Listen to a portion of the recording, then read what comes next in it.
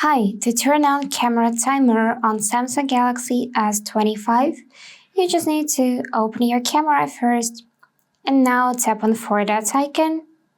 And after that, the third icon you'll see is for timer.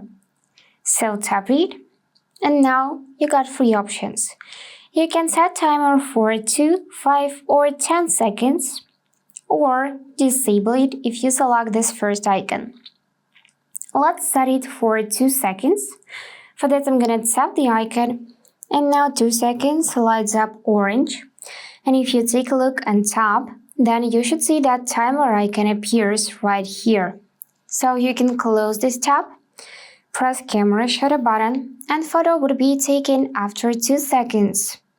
To disable timer, you can either go back in 4 dots or you can tap this icon from here and select first one, and now it will disappear from this upper panel.